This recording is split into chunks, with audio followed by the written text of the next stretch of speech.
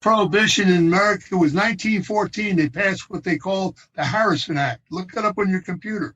The Harrison Act gave Big Pharma all their power of prescription drugs. Prior to the Harrison Act, cocaine was in Coca-Cola. You could buy opiates right across the counter. You could buy marijuana across the counter. And there was no addictions. And then you got to understand something else. People in the 1900, 1910, 1920 era, nobody ever got divorced. Women were having 7, 8, 9, 10 children. And they were housewives. And they were tired because they were banging babies out every year. Their bodies were being banged down. So doctors prescribed speed for them to wake up in the morning and Valium for them to go to bed at night. You understand? Mm-hmm, and those drugs are going through their system. And that means every child they carried, that child is being affected on an addiction. And they're born addicts. Sean Dustin spent time in federal and state prison for drug trafficking and fraud. Upon release in 2006, he had nothing but the clothes on his back, a bag of mail, and legal paperwork. In 2010, he kicked a long-time methamphetamine habit and started the long climb back up the ladder of life. This is the Nowhere to Go But Up podcast. If you want transparency and authenticity, you're in the right place. This is the Nowhere to Go But Up podcast, and this is Sean Dustin.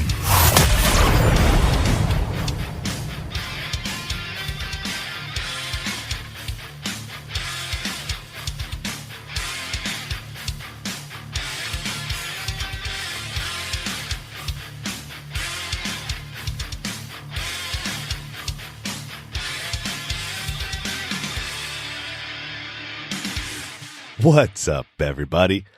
Thanks for stopping by the show. If this is your first time listening, welcome. If you're returning, welcome back. It's good to have you with us. This episode of the podcast is sponsored by Lewis Graphic Design Service. Joanna Lewis offers web design services, commercial production services, as well as logo designs.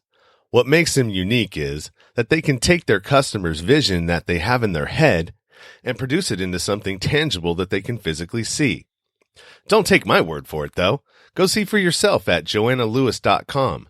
And if you contact Lewis Graphic Design Services before January 1st, 2021, you will receive a 10% discount on your first order. So what are you waiting for? Go check out Lewis Graphic Design Services at joannalewis.com and use the promo code NWTGBUPOD for your 10% discount. All the direct links and promo code will be in the show notes. IndiePods United Virtual Summit. What's up, everybody? It's just a little over 3 weeks before the very first IndiePods United Virtual Summit. Here you will observe and learn from other podcasters how to take what you can't stop thinking about and turn it into something real. The online event for new and veteran podcasters where we come together to create with one another. The IndiePods United convention happens on November 29th through December 3rd, 2020. Featuring amazing shows, speakers, breakout sessions, entertainment, games, and plenty more as we dive in to learn more about the fascinating world of podcasting. For more event information, please visit the Facebook public group IndiePods United. Tickets are available now through Eventbrite. The IndiePods United Virtual Summit. Together we listen. Relevant links are available in the show notes. All right. Well, thanks for hanging out while I paid the bills. And these ones here are just because I'm just a fan. TheCon.tv. Go check it out. New true crime documentary series released in September. It's about the 2008 financial crisis and everything The Big Short didn't tell you. So go check that out. TheCon.tv. There you can find the first episode absolutely free, and 3 other places where you can rent it, I think you can rent it on video on demand. So go check it out. All right, so the next recommendation I have for you is The Worst Christmas Ever, and that was released on November 3rd. My friends Cindy Castro DeRusso and Eric Vaughn, who had both worked on the con previously, worked on the worst Christmas ever as well. And so that is available now to rent through Prime, Amazon Prime. And you'll have links to that will be available in the show notes as well. Go and check that out. I'm going to actually go rent that tonight. So today is the 5th, November 5th. You know, it's 2 days past the presidential election, and we still don't know who won. Surprise, surprise. Not really. So that's going on. But so today's guest, we know from Superman 1 and 2, he was part of General Zod's gang, one of the villains in Superman 1 and 2. And his name was Non in the movie, but his real name is Jack O'Halloran. And Jack, when he wasn't making movies, he was a heavyweight boxer. When he wasn't doing that, he was working for the unions and the mob, I guess. His dad was involved in that, and you'll hear more about that inside. And he did some other roles too, I think in King Kong and some other stuff. Jack is a really interesting story, and he throws a lot of good information out there. I mean, he was really speaking to how I think. So I mean, I'm probably biased, but yeah, it was a great conversation, great episode, and I hope you think so too. So let's get to the show.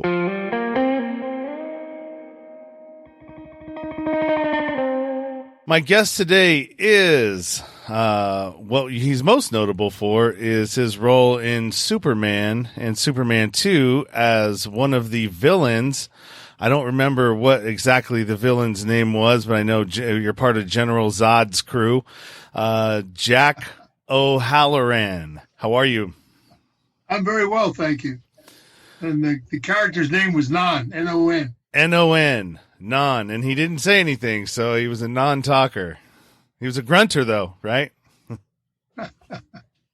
So yeah, and you've been in a few other things, but your original career, you were a heavyweight boxer. I'm looking at your IMDb mini bio here, and you did that all the way up until the early 70s. And then you stopped from, you had to stop because you had some sort of health issue, right? I had a tumor of the pituitary gland, which is a disease called acromegaly. Okay. Which causes gigantism and stuff. And it's like your body's pumping out 10% growth hormone. Mine was pumping out 150. Okay. So they couldn't figure out how I could ever get up to fight or get in a frame of mind to fight, because it also caused depression and stuff like that. And they figured that I was 16-0 and I was getting a physical for a fight, and the doctor saw things that he didn't like, changes in my face and my eyes and stuff, and he did a certain test on me, and they found out that I had this disease and told me that I shouldn't be boxing. I should be taking care of what I had to take care of, because the disease would eventually kill me. It was like the same disease the wrestler Andre the Giant had, and Richard Kiel, okay, and, the Bond movies had. And so I just said, I had a day job, which was boxing, and my night job was in my father's world. And you had to have a day job in those days, because if you didn't, the police looked at you kind of funny. So, and it allowed me to travel all over the place. So I would take fights on a week's notice, 3 days notice. And I continued to go on and on and on until it got to when I was in California, in the heavyweight champ of California. The doctor there was a good friend of mine. And he said to me, if you don't go to Scripps and get this looked at, he said, I'm taking your boxing license, because this disease will kill you, kid. And I don't want to see you die. And I went, and they did the workup again, and it was really at its running peak, and so I had to get it taken care of. And at Scripps, they wanted to do an operation which would remove the gland, which I didn't want to happen because then I'm on pills the rest of my life. So I found a doctor in Boston, the Mass General, who was a pioneer in the disease and had a machine called a cyclotron proton, which is a beam that doesn't burn but causes inner explosion of tumors. And I went up there and had it fixed, and it worked.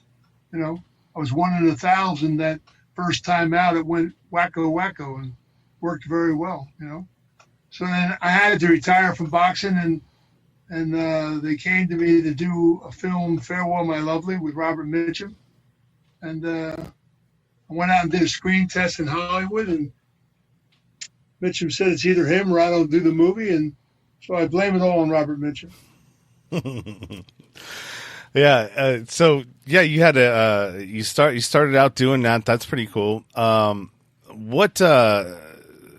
So another part of your story, and I heard this when I listened to your appearance on I think it was Pink Cloud 9 with Catherine Salamanca. I think that was her name. She's a friend of mine, and you were on one of hers. And you're 44 years sober, right? Yeah. Yeah. And I think that's why Steve, that's where the connection was, because Steve Joyner, he's a publicist, right? And I'm probably a friend of yours, and he hooked. Yeah. That's how we got hooked up. And I think that's kind of where it was, because he was asking what my show was about, and I was like, Bottoms Life Struggles. That's what it started as, and then it's kind of grown into something else now. But I mean, that's the base of it is that. And so yeah, I'm an addict too, but I'm not in the program, and I don't quite follow the way that like most. This is something that I don't really talk publicly about because the traditions of my program ask me not to. Yeah. Although a lot of people are doing it.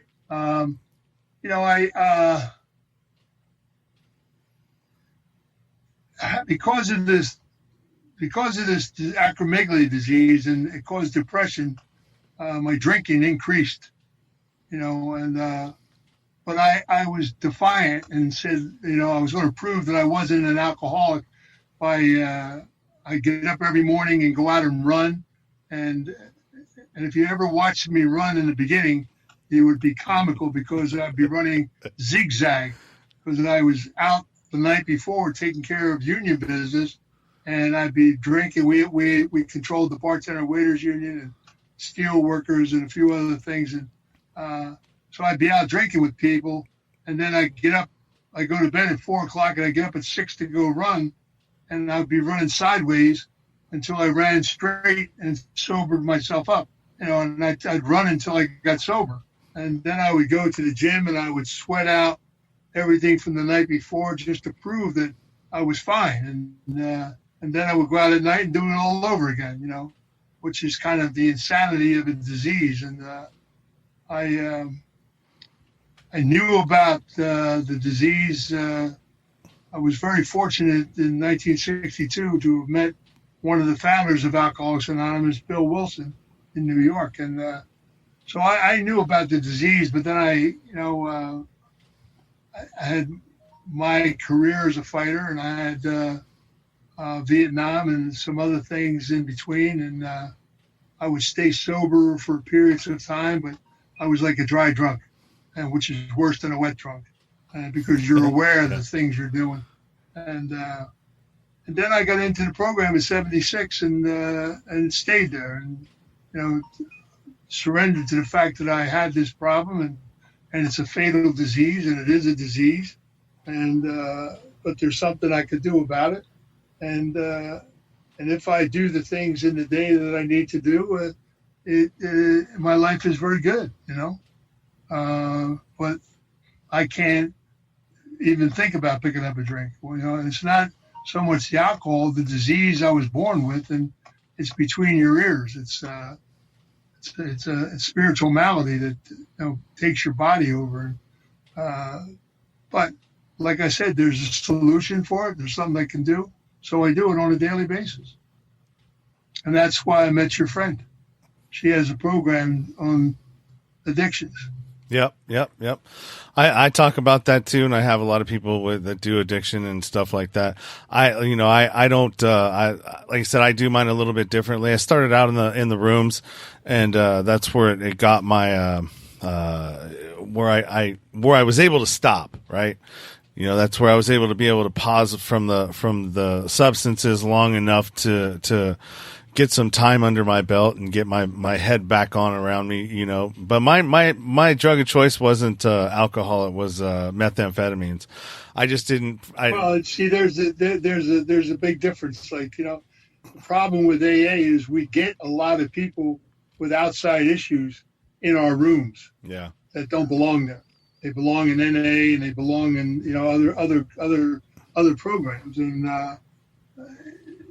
if you have the ability to stop anything, however you do it, without going through the tortures of it in your mind, and God bless you. Yeah. Well, I mean, it just wasn't for me in the end, and so I don't. There's just certain things like I can have a beer or drink socially and not. You have can drink casually like that. More power to you. Yeah, and so I mean, it's a method. There's certain things in your life that you just can't mess with, and that was one of them. For me, it was meth. That's people get turned into things that they're not really, as long as they don't allow themselves to be so addicted that they can't put it down. If you can put it down and walk away, more power to your elbow, God bless you. Yeah. And and once you clean your head out, if you realize the damage you're doing to yourself and you can stop it, then, you've accomplished something that a lot of people can't do. Yeah. It's like heroin. Heroin is a terrible drug because people, the only way to really kick heroin is to cold turkey. To go through the withdrawals, to go through the belly cramps, the pain and the anxiety, and clean it out of your system. And, the best thing to do is to drink a lot of lemon juice and stuff that clears out your bloodline, because you will never OD from heroin unless you OD it, unless you overdose it. It'll never kill you. What it is your body doesn't manufacture that drug. But when you're mainlining it, you're feeding a drug to your body. When you stop doing that, your belly cramps, your body craves it, and it goes into traumas and stuff. And if you can go through that sickness, it'll open your head up to believe like you can beat something, just like you did with meth, and meth took you in a place you didn't want to be. Yeah. Correct? Well, I did it with opioids too. That I have, but I was able to function on that, right? So it's like I went through my whole progression to where I'm at now. It's like I went through all of these different things, and I was like trying out this one, trying out this one, trying out this one. And I finally got to a point where it's like, all right, well, I know that I can't mess. If I want to be productive and I want to get things done, that I can't mess with this, I can't mess with that, I can't mess with that or that. So these are my choices. This is what I can do, all right? I don't like to drink. It gives me a headache. So just, if I'm going to do it, it'll either be on like a celebration or, like a beer, and it usually doesn't go any more than that. And as far as like for pain, if I need pain anymore, I just take edibles now. I'll take some edible marijuana, which is what actually helped me get off of the painkillers. And the painkillers, that's exactly what was happening. When I was doing them like maybe 10 or 15 of them a day, 20 a day. You weren't prescribed that. Nobody prescribed you. No. So I mean, definitely was abusing them. I was getting 120 a month, and at one point I was buying an extra 100. But I mean, it was, you stop doing them and you get that cramping and diarrhea and all of that stuff. It's some nasty deal. But I mean, I had to wean myself off of that, and then, cut the dose in half. And then once I got to like down to a minuscule amount, then I used, well, thank God you were able to do that. A lot of people can't. Yeah. Well, I mean, it's have that mind power. I mean, but that's also after, let's say like 2 or 3 stints in a drug rehab over the years, over an 18-year period, I think I've been in I think 16 or 17 different institutions. Part of your life away? Oh yeah, for sure I did. I was, I've been to prison, started from 0 3 times, almost died 5 times. Just been through it, and figured it out. But we're not here to talk about me. We're here to talk about you. So you went through all of that, right? You're in the program and you got your sobriety going. Your boxing career started. You ended up in these movies. And if I had not had a drinks problem and the acromegaly, I probably would have been heavyweight champion of the world. But alcohol is a terrible deal, man. Yeah, it is. When I got rid of it, I was in the film business. I got rid of it when I was doing King Kong, actually. I was in the film King Kong. We just started, and I remember the last night I had my last drink, and called the man on the phone and went to see him the next day, and here I be, Yeah. 44 years later. Well, hey, at least you're still here and kicking and can tell and talk about it. And that's what this is all about, really. It's about people sharing their stories, making connections, and hopefully somebody can get something out of these conversations as they listen back to them, and maybe they may pull some nuggets of wisdom out of these things. So you also you wrote a book, right? Yeah, Family Legacy. Family Legacy. Tell me a little bit about that. What is that about? Well, I had an infamous father who was from New York. Well, he was from Italy, and he came into New York back in the day, in 1918, with the rest of them. He became the most feared Italian to ever come into the country, Albert Anastasia, and he wound up running a little company called Murder Incorporated. And then they had his own family, which turned into the Gambino family. And Carl Gambino was my father's underboss. And when they assassinated my father in '57 because he wouldn't go in the drug business, when you see The Godfather and Brando refuses to go in the drug business and says, if I touch it, my children will touch it, it'll be the downfall of the families, and I think I have to pass. And my father said that. And my father controlled all the ports of America, and he said, "You're not bringing that stuff in on my watch. We didn't sign up for this." And they begged him. They said, "Albert, it's just business. It's money." And Vito Genovese was very big on bringing drugs into America, and my father wasn't. So, and when they assassinated him, they realized they made a terrible, terrible mistake because he was the glue that held everybody together. People were so afraid of him that they didn't dare do certain things or break certain rules. And after he was gone,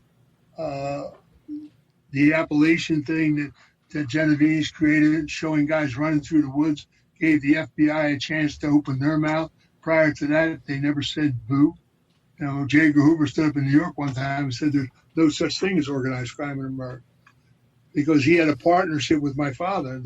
My father handed him a guy, Lipke, in 1939. Louis Buckhalter Lipke was my father's partner in Murder, Inc. And he did something. He should have killed the guy instead of just giving him a beating, and the guy turned out to be the first real rat that they ever had, and went into a witness protection program. They put 11 guys on death row, and they had to hide Lipke for 2 years, and he was costing them a lot of money. And so they made a deal, and they said, you just got to turn yourself in, and we can't continue to do this like this. And so they made a deal. Walter Winchell brokered it, and Lipke went from my father's car to Hoover's car. But it was the very first national criminal that the FBI ever captured. But they didn't capture him. He walked into their car. And when he was Louis was a clever guy. He was a Jewish guy and the union expert and the garment district and stuff. And when he was in jail, Dewey went to see him and said, and it's one of the things I really give him a lot of credit for.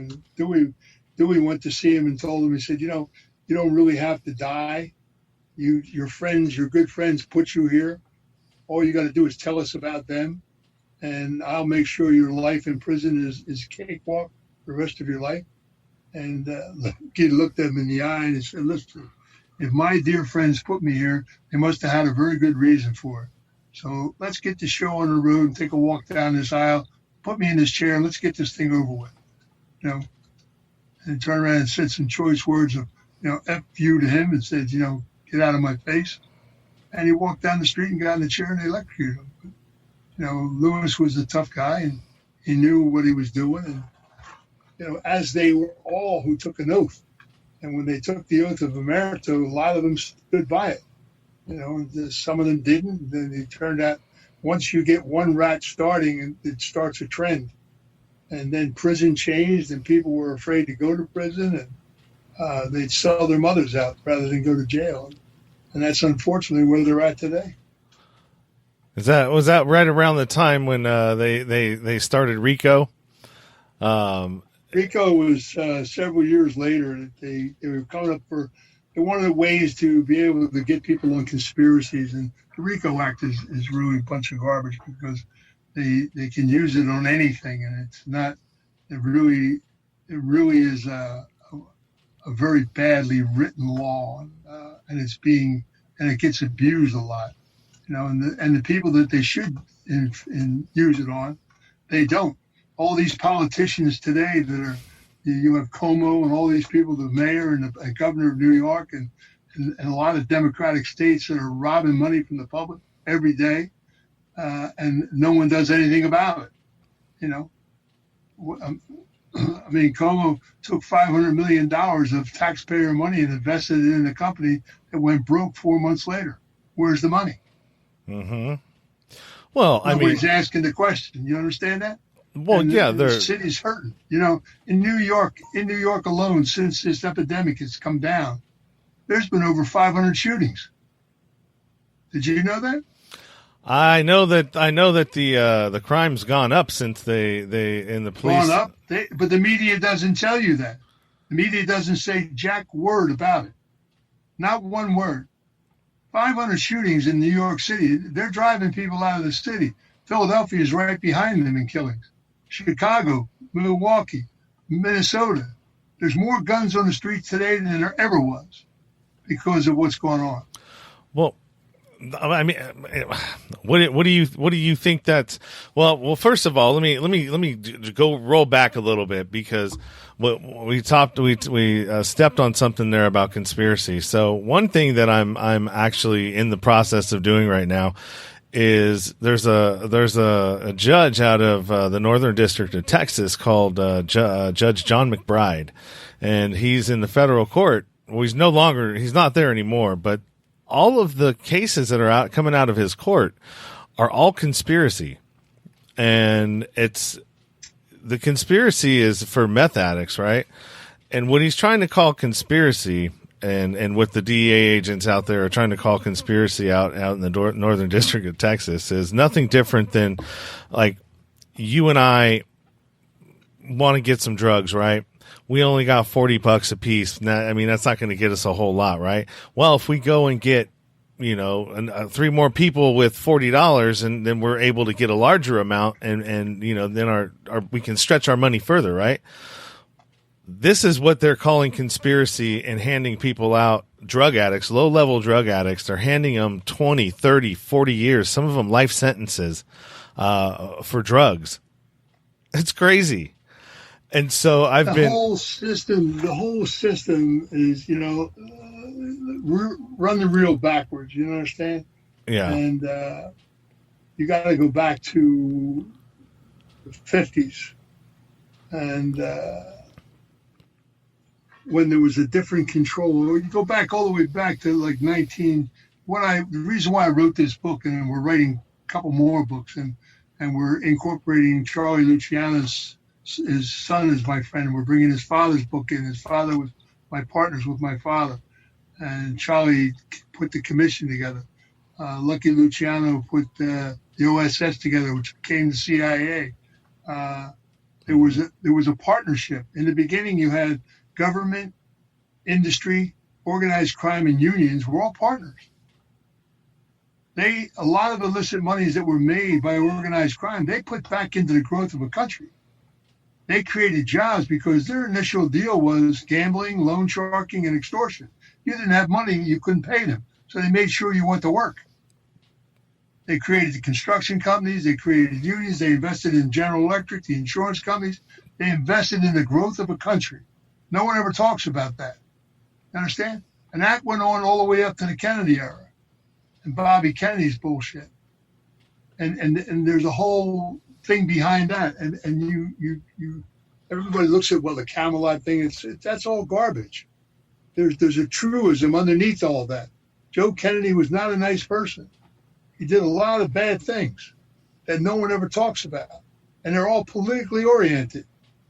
There's a lot of politicians that did a lot of things, but when they were all partners, there was a lot more control.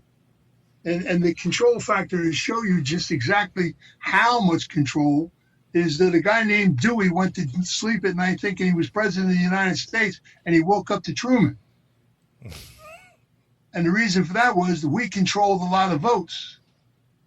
And we backed the right guy. Truman was the right president that the country needed. They needed somebody to push that button for Japan. You understand? Mm-hmm. And Truman was like Trump. Truman wouldn't take any salary. Truman didn't have 100 people working around him. He said the money belongs to the people. And when he retired, he never took a pension from the presidency. Did you know that? No, I didn't know that. You didn't know that, okay? And let me ask you another question. See, here's the problem. People don't know the history of our country, period. What was the very first prohibition in America? The very first prohibition in America was we had opium, we had alcohol. That was the first one, wasn't it? First prohibition in America was 1914. They passed what they called the Harrison Act. Look it up on your computer. They passed something called the Harrison Act. The Harrison Act gave Big Pharma all their power of prescription drugs. Prior to the Harrison Act, cocaine was in Coca-Cola. You could buy opiates right across the counter. You could buy marijuana across the counter. And there was no addictions. You understand? And then you got to understand something else. People in the 1900, 1910, 1920 era, nobody ever got divorced. Women were having 7, 8, 9, 10 children. And they were housewives, and they were tired because they were banging babies out every year. Their bodies were being banged down. So doctors prescribed speed for them to wake up in the morning and Valium for them to go to bed at night. You understand? Mm-hmm, and those drugs are going through their system, and that means every child they carried, that child is being affected on an addiction, and they're born addicts. In 1970, they did a documentary. One time they showed it called The Littlest Junkie. And they did it out of a New York hospital because all these babies were being born. They were screaming and crying, and no one could figure out what was wrong with them. And one bright doctor said, these children are going through withdrawal. Their mothers were addicts. Those children were addicts while they were inside their mother. When they came out, they're not getting fed the drugs anymore, and their bellies are cramping. Just like your belly cramped when you stop. Mm-hmm. Their bellies were cramping. They were born addicts, and they wondered why in the 60s, why sex, drugs, and rock and roll was so prominent, because we're addictive people. That was created in us. We didn't ask for it. Nobody takes responsibility for anything. Big Pharma is a bad act, pal. Mm-hmm. All these statin drugs that they put out are killing people. Not helping them, they're killing them. Well, between Big Pharma and then you have all of the agriculture and all Monsanto stuff and everything that's in the processed foods. I mean, if you're not getting killed by the processed foods, then you're getting killed by all of the different GMO stuff it's crazy. Everything that you think that is, I mean, just look at where we're at right now. I mean, would you ever have in a million years thought that they would be stopping the economy the way that they are just to, I don't know, man. It all seems pretty suspect to me. Let me ask you this question. This virus is nowhere near as bad as AIDS was. Did AIDS stop the economy? No. Worldwide? No. Yet it affected more people and killed more people than this disease will ever kill. More people died of AIDS than this one ever will happen. Yep. Understand that? Yep. That didn't stop the economy. That didn't tell people they had to be six feet apart. That didn't say you couldn't go here and you couldn't go there. And there is no vaccination for an immune system disease. You cannot vaccinate for that. That's just an excuse to tag you. They want to tag everybody. This is something Gates has been involved in since the 30s, his whole family. Now you're talking. And you got a guy, George Soros, who supports all this rioting and stuff. You got to look at what's going on here. Here's pallets of bricks that are being put in a neighborhood. Talk to me, man. Talk to me. You're speaking my language right now. Talk to me. You have one crew of people picking up the bricks and throwing them through the window, another crew of people coming in and looting, and then there's vans around the corner waiting for the garbage to be taken into the vans to be carted away. That costs money to orchestrate something like that. That doesn't come cheap. That costs money. They had people dressed up as cops throwing bricks, trying to blame the police for it. They went to great lengths. There was ads running the paper for people to come and collect $200 or $400 to become part of this action. They were paying them to do it. Yeah, they were paying people to protest. They've been doing that though. That's not a new thing. That's been happening. But what's the end game? What is what is it all? They want America to become a socialistic country. Do you want your freedom taken away? Look at you sitting at your home doing this podcast. If we become a socialistic company, you'll never be able to do that. The government will tell you what you'll do. Yeah. The government will tell you how to get out of your head, how to walk down the street, how much you can have food-wise, how much you can make this way. Have you ever been to a socialistic-run country? No. Look at China. Look at Russia. Take a look at the liberties that people were taken away from them. So it's not a joke. So how do we stop it? Joke. So how do we stop it? Should have closed the borders 30 years ago. When my forefathers came into America, they wanted to be Americans.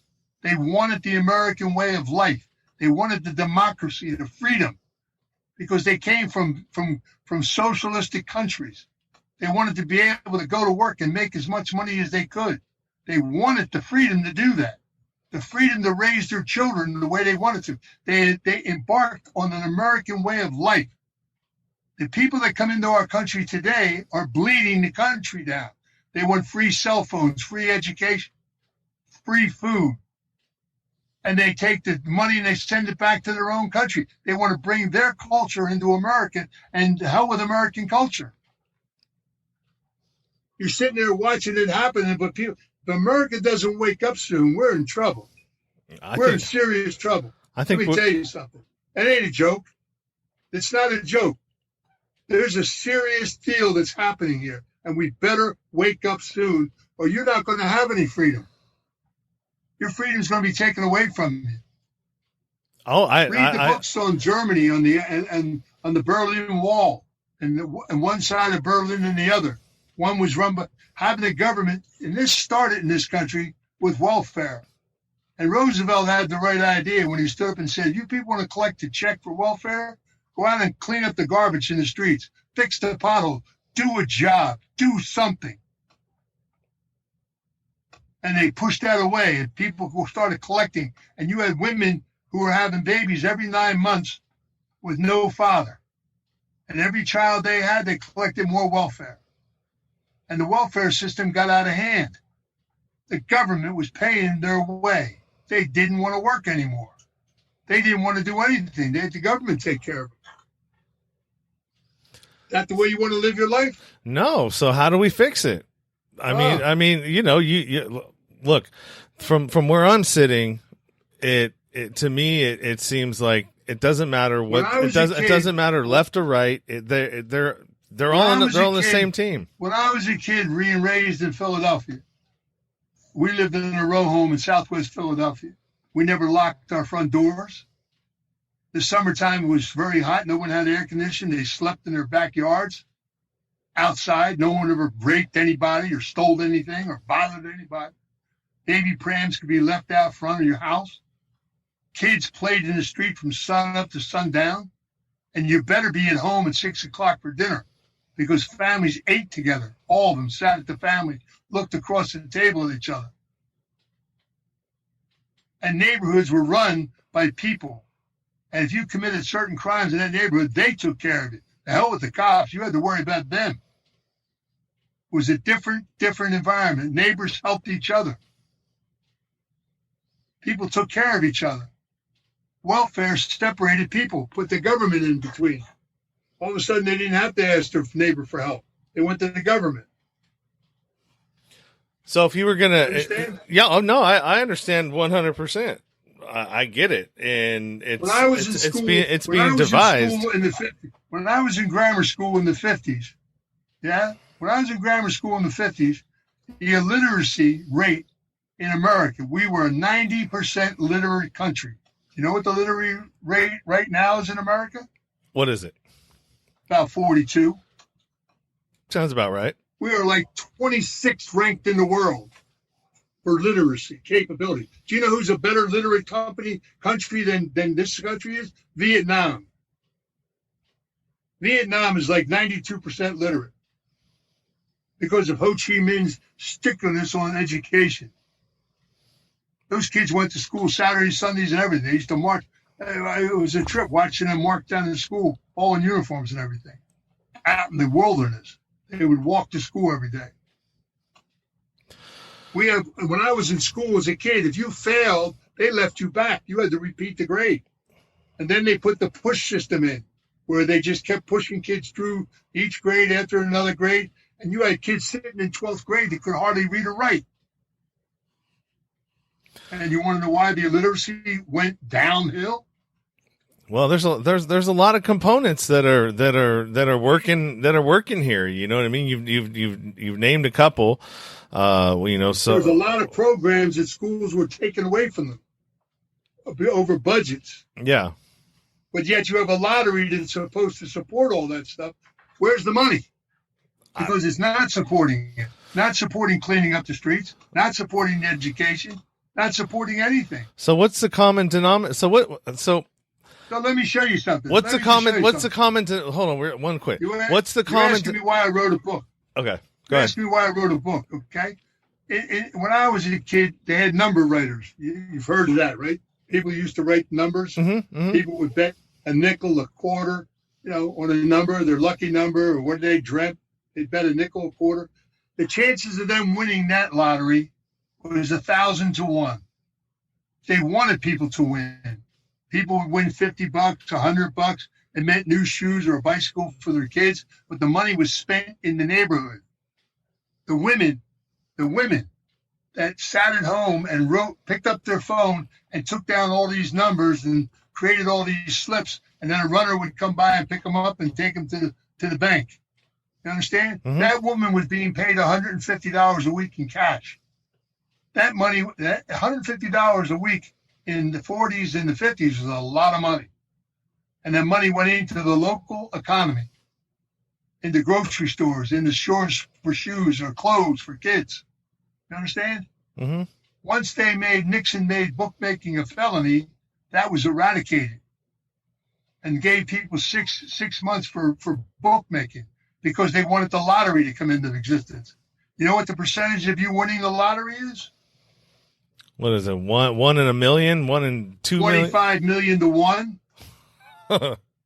25 million to 1. And people are taking their mortgage payments, buying lottery tickets because they put up this tantalizing, you're going to win $200 million.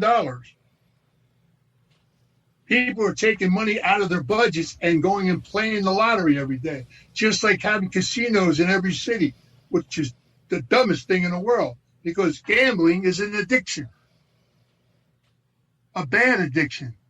People are taking their mortgage money, their car money, and they're gambling it away. And they put in the casinos in devastating areas like Detroit, places where the economy sucks. They're Well, tearing down the morality of a country. why? Well, let's. I'm going to say it one more time. The common denominator in everything that you're talking about is politicians. They're the Democrats. they're the ones. Yeah, the Democrats. You know, I don't. They're bad, but you know, I think that it's two heads of the same snake. You think Obama was good for our country? I don't think any of them are good for our country. I don't think. You know that Obama should have never been president of the United States? He was not a citizen of America. He was not born in America. And then in our Constitution, it states that you must be a born citizen of the United States of America to attain that office. Yeah, the whole birther thing. Obama came into California as a foreign student because he was an Indonesian citizen, not American. He was not born in Hawaii. His birth certificate is phony. I have his real birth certificate. His Social Security card out of Connecticut was phony. He never went to class in Columbia. He barely went to school at Harvard. Well, he was contrived. They contrived him. He came from nowhere. They groomed him to be president because he would do, and he took this country and sold it right down the river. I think they're all bad. There's no.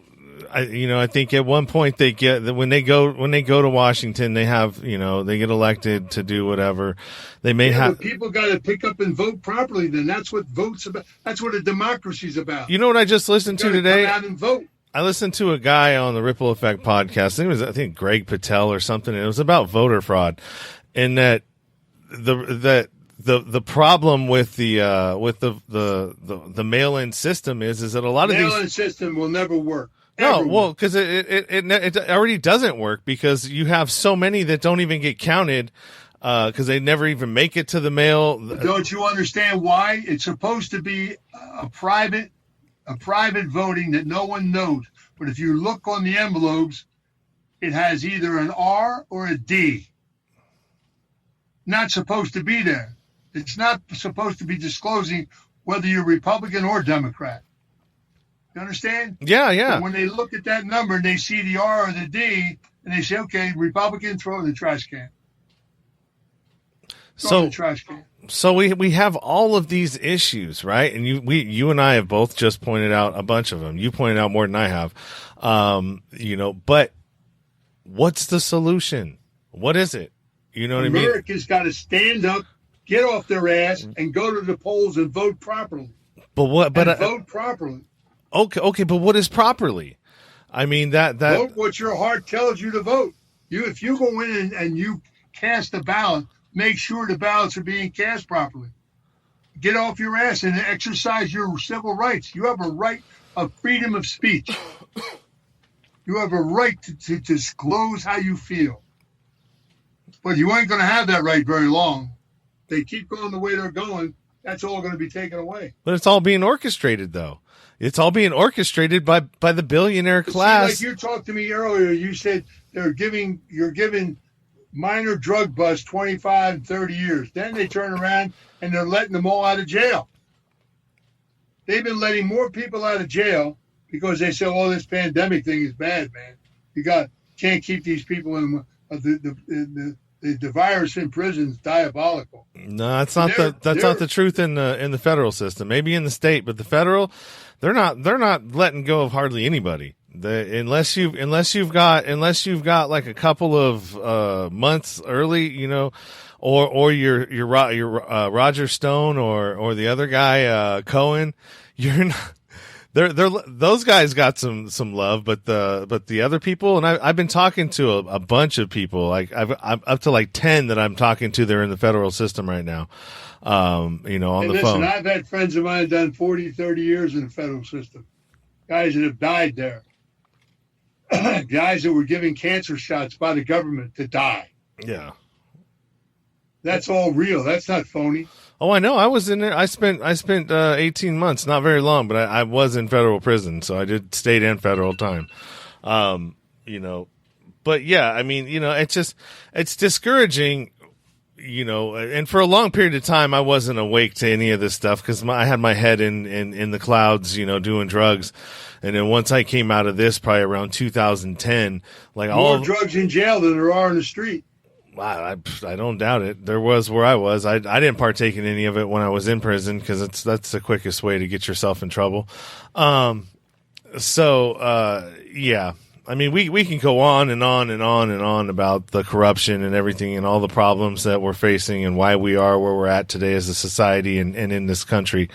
But what is it that you're doing now? You're a real estate agent? You have a real estate company? No, man. I'm in the movie business. I've been in it for 42 years, and I'm getting ready to do a mini series on my books, Family Legacy, which will turn into a series.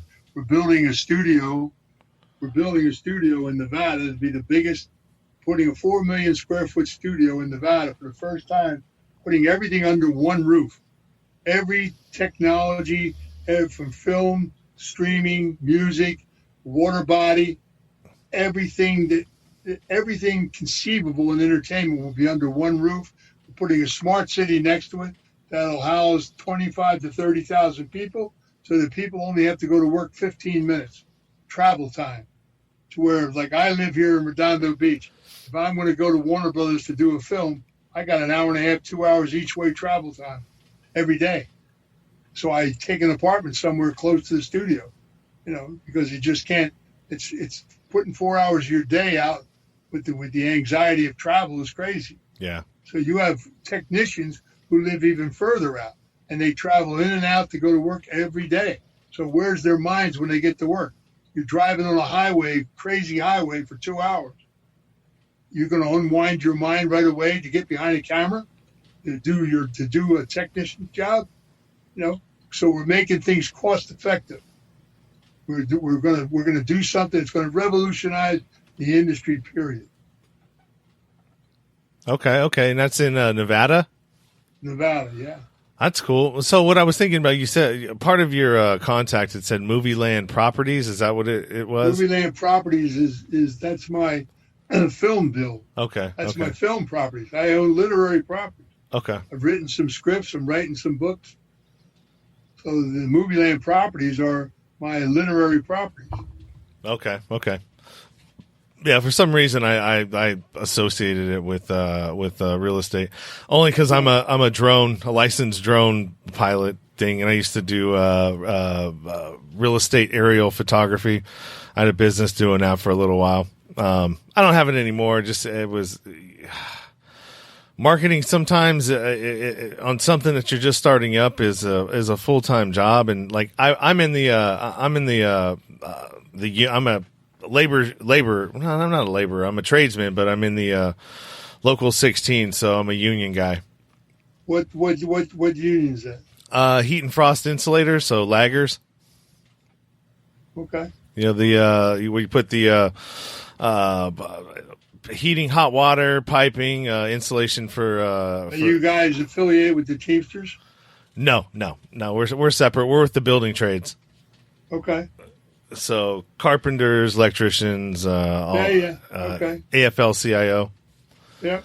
And so I was on the executive board for a while there, and I ran for a business agent position last year, and I didn't win. So, and then this happened, which is it's not a bad thing. It's kind of shown me that I want to shift a little bit directions.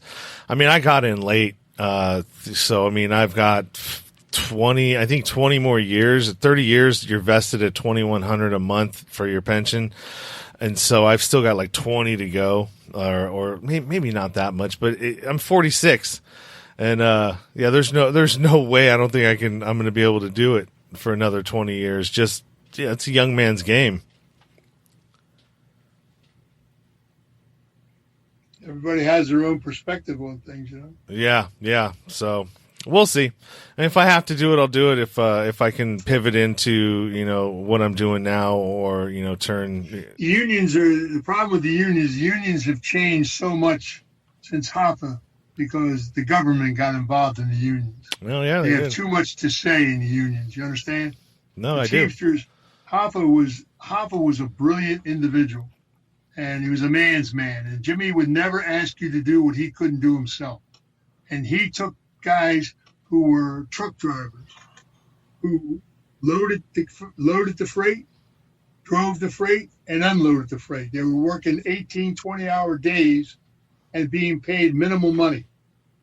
And he took them to make them 6-digit a year guys, and they didn't touch a piece of freight. All they did was drive the truck from one port to another.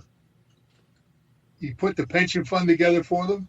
He took them out of here and brought them up here to where they're making 6 digits a year. Not bad for a truck driver, is it? No, that's good living. Especially back then, that's good living. Well, so for them to turn around and say that he stole $8,000 from the Teamsters pension fund to fix his house is such a ludicrous statement, because if Jimmy wanted his house renovated, there were tradesmen like you guys would have went and did it for nothing because they loved them. Yep. Because they loved them. You understand? And spending $8,000 in renovation for your home is nothing. You're not renovating a hell of a lot. No. Yeah, and the way for that, was bullshit. And Hoffa, to show you the kind of person, if you didn't know Hoffa, every truck driver in the country lined up their trucks all the way to Lewisburg, tooting their horns as he drove by. And we had a conversation with him from Boston right before he went away. And the guy said to him, Jimmy, you don't have to go to jail. Every Teamster in the country will walk off his job. Teamsters, the country had already made the transition from rail to truck. It would have paralyzed the country. Hoffa turned around and said, listen, if they think I did the crime, I'll do the time. Because he thought he was going to be there for 3 months at the most, and he'd be out. But he backed the wrong president. And he was there a few years. And the deal he made to get out was diabolical. It was a diabolical deal.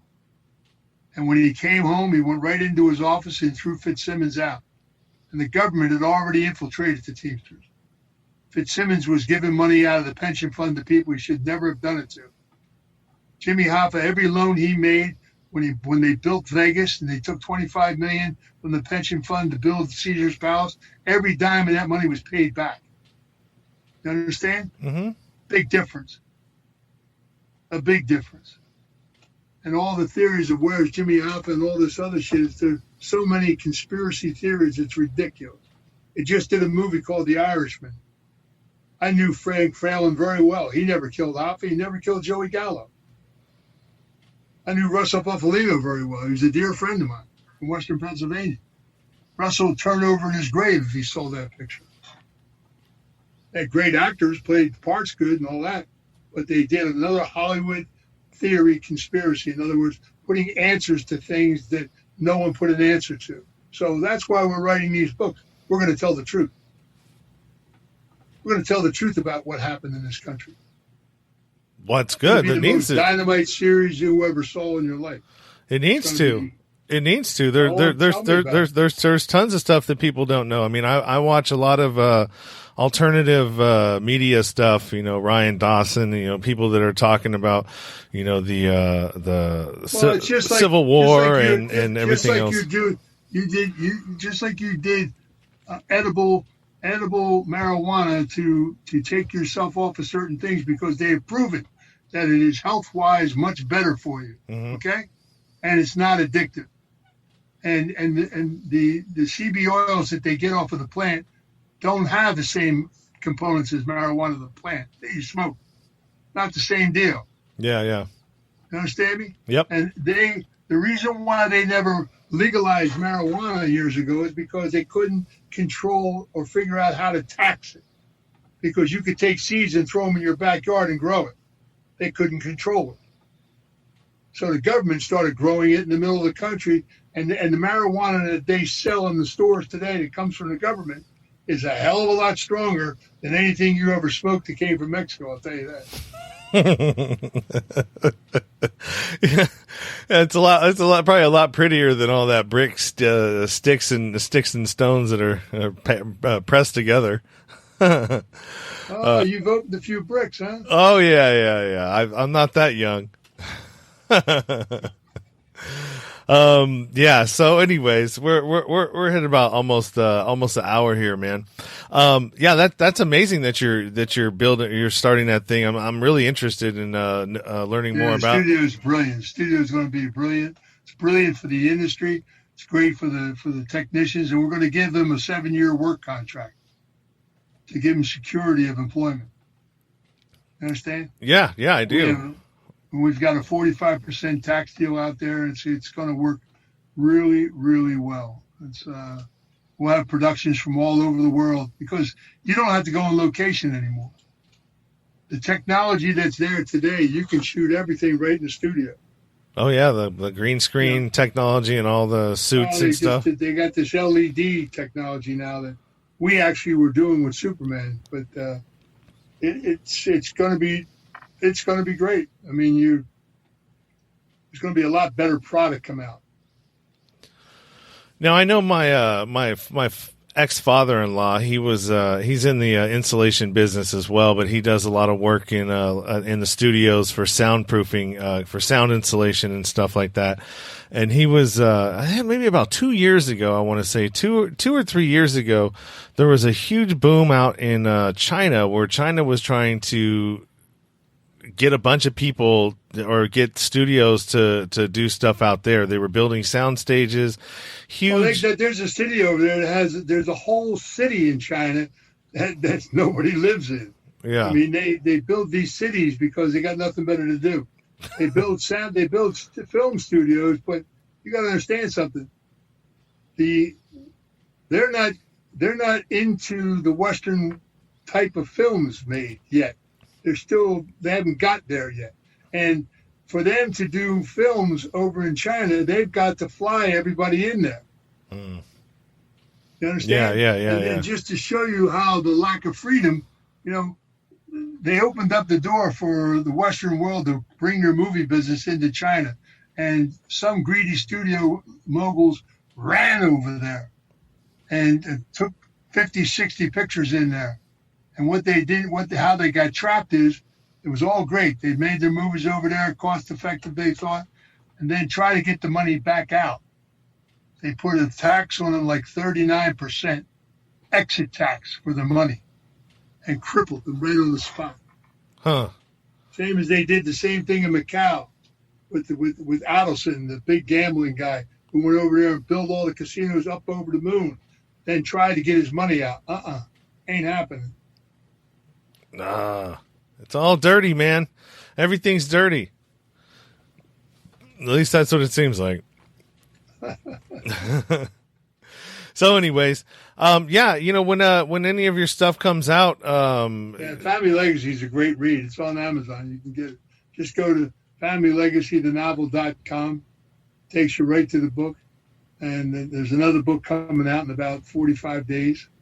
So it's and we've got 3 more, and we got Luciano's book coming out. So we're gonna tell the truth about how things transpired in the country and how the changes came about. And tell the truth about it, which the people deserve to know.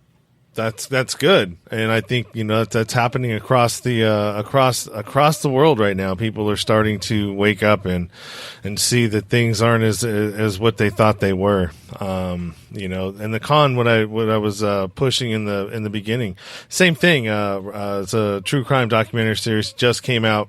I was able to screen it, and I watched the whole thing, and it see, really, like you said to me, you did time in the joint, federal and state, right? Yeah. Okay, so let me just use this. Hold 1 second. No, it's nothing. Here's what I was taught when I was a kid, and I was, you know what a made individual is? Mm-hmm. I was a made kid when I was 19. I mean, the real deal. Mm-hmm. All right.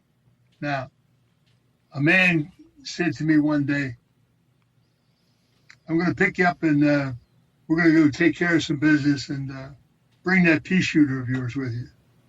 Oh, I'm thinking, man, I'm going big time now, boys. This guy was a heavyweight. I'm up. Game's on. picked me up and he said, let me see that pea shooter of yours. He took it, he threw it under the seat of his car and drove me right to a prison.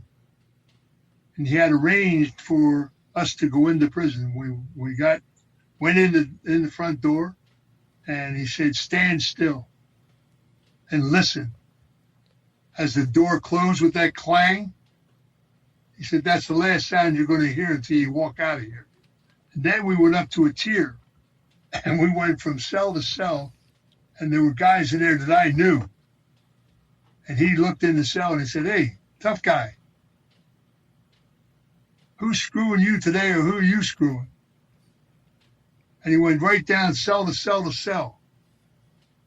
And when we left and we were driving away, he looked at me and he said, let me say this to you, kid. It doesn't take brains to go to jail. It takes brains to stay out of jail. Any dummy can go to jail. Doesn't take a brain to go to jail. People used to say, oh, I'll go to jail, make my mark, and I'll become... That's all bullshit. That's total bullshit. Mm-hmm. You understand? And I know for myself, they told me if I ever got nicked to where I couldn't get out of it and I had to go away, go right to the library and start reading books and stay away from everybody in the joint because they all know who you are. And if anybody comes near you, hurt them and hurt them worse than they ever been hurt in their life. And end it right there. You understand? Yep. I was prepared. If I had to go, I would go. If I had to do the time, I would do the time. But I wasn't going to be a monk up inside the joint and be one of the punky patsies. You understand? Oh, yeah. I understood what the system was about. But any fool can go to jail. Staying home is what makes you smart. Oh, yeah. Absolutely. I think that's a good point to end it on. So kids out there, you hear that? Uncle Jack just told you a good little lesson out there to learn. Don't even bother. It's not worth it. It's all hype. There's not enough money to do a day in jail, is there? No. Is there any amount of money worth you doing a day inside? Nope. Nope. And you don't realize that until you're in there, do you? Yeah, right. So, all right. Well, you want to plug anything before we head out of here? You already plugged your book that's coming out. Family Legacy is out on Amazon right now. And then anything else that I can find on you, I'll throw in the show notes and shoot people your way. And Super. All right. Hey, it's been fun, my friend. Take care of yourself. Yeah, Jack. Good talking to you, man. Take care. All right. You've been listening to the Nowhere to Go But Up podcast. Sean is a single dad, a union blue-collar guy, and he spent time in federal and state prison for drug trafficking and fraud. When he was released from prison in 2006, all he had was the clothes on his back, a bag of mail, and some paperwork. Since then, he's turned his life around and shares the struggles and successes on this podcast. We hope you enjoyed the show, and we hope you were moved. To connect to the show, book a guest spot. For merch, Patreon, PayPal, and social media links, go to linktr.ee/nowhere to go but up. On Instagram at Nowhere to Go But Up Now. On Twitter at But Up Now. On the YouTube channel at Nowhere to Go But Up Podcast. See you next time.